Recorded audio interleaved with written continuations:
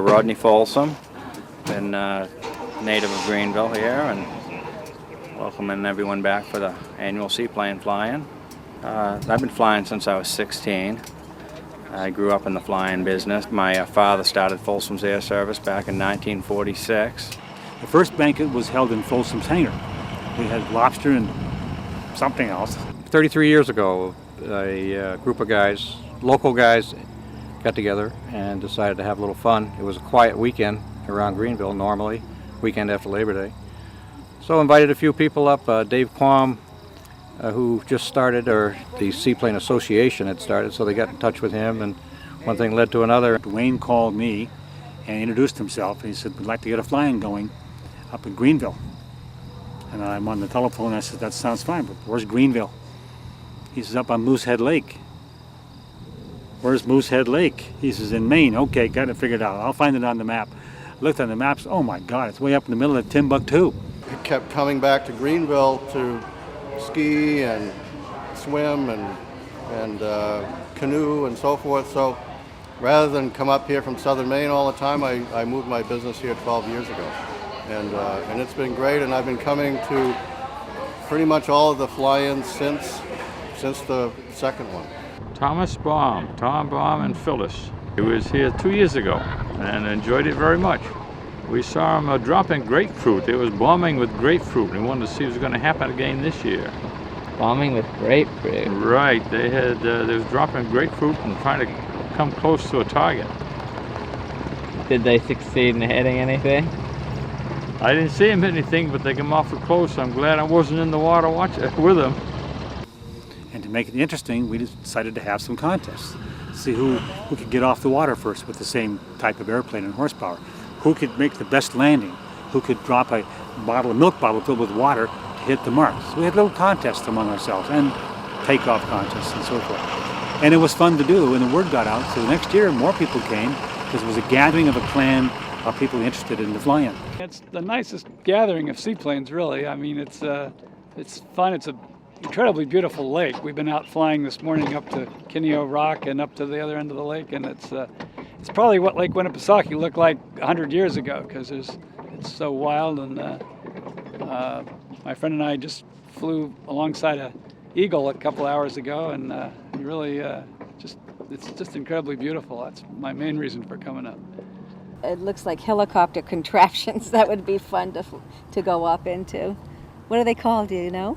Parasailers, hang gliders, ultralights. They have a special category just for us because we take off so quick that the regular seaplanes don't really want to challenge us. And it's pretty controllable for the spot landings and everything, so we will run in all the contests. The town is filled up with people. If the weather's good, they line up their chairs at the fishing game area and watch the contest. There's booths inside the hangar. Sometimes there's a few aviation seminars inside the building, but we try to keep it entertaining. As a whole, they're all awful nice people. I mean, it's great people from different walks of life that use their airplanes recreational to people like myself that do it for a living. Yeah, all kinds of different people, but they're all a lot of fun. They're from all over. Actually, people over from Europe also come. It's the seaplane community really is a fairly small community, so people travel quite great lengths to get here. Australia, Germany, England, basically all over they come, but primarily the Northeast, and some and a lot of Canadians come here. Ontario, Quebec, New Brunswick. It's like coming back to a huge family reunion. We know a lot of people from the past you haven't seen for a long time, and that's nice, and that's fun. I hope I can keep coming back. It puts everything in perspective.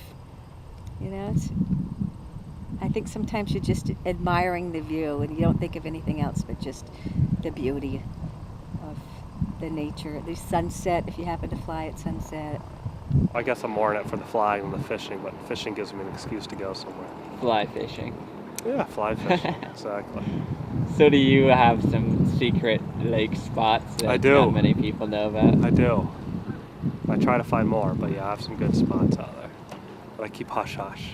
I know you can't know where they are. Everybody's got their favorite spots, but it opens up so many untouched lakes that you can get good fishing about anywhere, It's a lot of fun.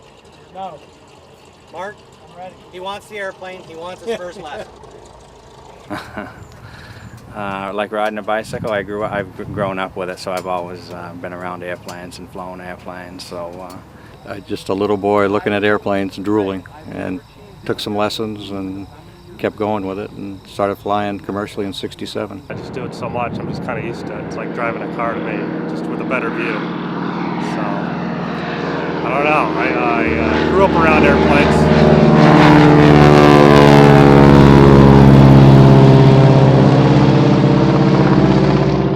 My father is a pilot, so I grew up around airplanes. So I've been in airplanes all my life. So it doesn't really feel much different than anything else that you'd know driving a car. My father trained me when I was a kid, 14 years old. I started flying family airplanes. I was fortunate to have a flight instructor in the family. It's in your blood, I guess. It stays there. I'll fly until you can't fly any longer. I just talking to a good old buddy of mine, a retired Delta guy. He's 79. He's still flying around, going to Labrador fishing, and just having a great time. Once I got on floats, it was just a whole new area of adventure and excitement.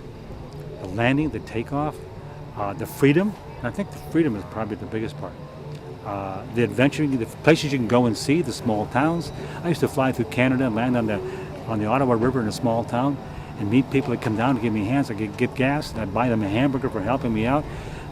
I met so many people that I wrote their phone numbers and names on my aviation map that if I go back that way, I could call them, say I'm coming to visit. You kind of feel kind of free. You're not restricted, and you get in the air and you just do it. Especially seaplane flying or helicopter flying back in the woods and in the bush. You're kind of doing your own thing. See the big picture. I always enjoy when I'm flying above a lot of bad traffic, since I know I'm not in it and I can sail right across it. I'm coming down home the Hudson River flying. I'm kind of tired. I'm looking around. There's a whole group of people waving like crazy at me. I said, well, it looks like a party. So I went around, just looking around, waved my wings at somebody, and they're waving back, and they're like doing this, come on in. So I would land at a lake, and the groom would come down, the bride come down, and I said, just get married. He says, I'm here to take you for a ride, for your wedding gift. So pretty soon, I'm in more pictures and family wedding pictures than the darn groom is. So I told the bride, get in, take you for a short ride, and see if you enjoy it. Groom says, no, I don't want to go. He didn't want to fly, so I didn't want to embarrass him. So I said, well, I'll be back in an hour and a half. He changed his mind. He got in the airplane. I made it a short ride so he wouldn't get sick on his wedding night, so to speak. God, I hate to be responsible for that, ruin that. So I came back, and here I am, frosting on the fingers, cake and ice cream, had a wonderful time. And I met 20-some people I never saw in my life, and I befriended 20 new people. That was exciting for me, and that was, I think, a little bit of an ego trip there, because you got this airplane pulled up to the dock.